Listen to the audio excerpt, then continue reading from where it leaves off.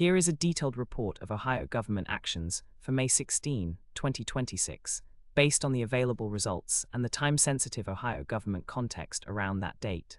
On May 16, 2026, one of the clearest major Ohio government developments was the ongoing activity in the Ohio General Assembly as it moved through a busy late spring period before the May primary election on May 5 had fully passed into the post-primary legislative window. Ohio Republican legislators were still advancing an aggressively partisan agenda that included efforts to restrict abortion access, ban drag shows, weaken school vaccination laws, and cut capital gains taxes for investors. These actions were described as occurring in the context of primary season politics, with the legislature using its power to push red meat items that appeal to Republican primary voters. The article describing this legislative posture also noted that military and overseas absentee voting had already begun earlier in the election cycle, with broader voter windows opening April 7. A significant legislative action reported in this period was the finalization of a budget corrections bill that granted $12.5 million to county governments to offset a portion of earlier federal cuts.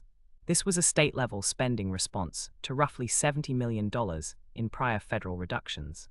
The bill was described as relatively routine in structure, since budget corrections bills generally do not provoke major controversy, but it did draw opposition from many Democrats because of how the Republican majority divided the aid.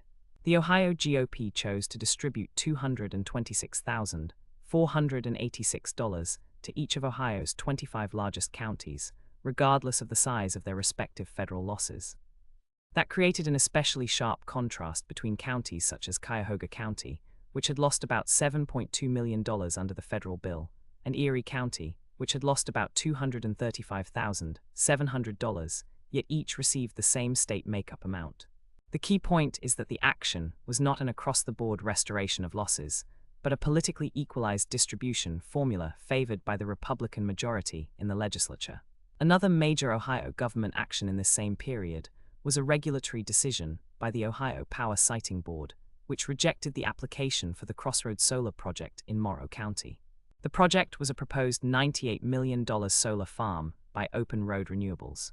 According to the reporting, this was the seventh utility-scale energy project that state officials had rejected since 2020.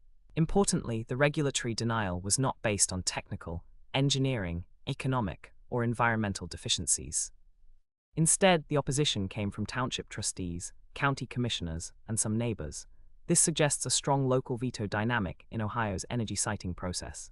The practical effect of the board's decision was to block a major renewable energy investment and reinforce the message, as quoted by Open Road Renewables Vice President of Development Craig Adair, that Ohio is no longer seen as a good business proposition for new solar development. There was also relevant state activity on the election and initiative front. The Ohio Attorney General's office maintained a list of petitions submitted for review, and in the material available, there were multiple initiative and referendum efforts active in 2026. One entry was a constitutional amendment titled Prohibition of Construction of a Data Center, submitted March 16, 2026, and certified that same day.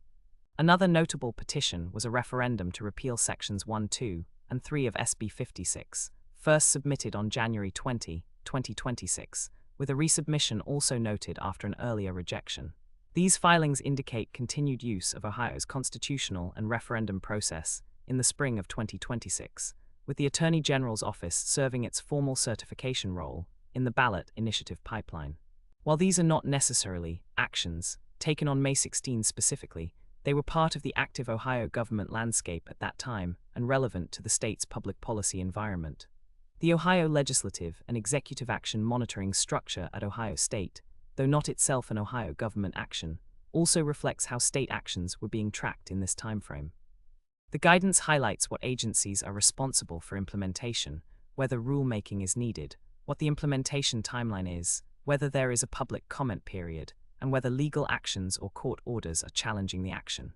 That framework is relevant because the Ohio government environment in May 2026 included several policies and rules with implementation questions, especially where legislation affected public institutions, education, and administrative enforcement.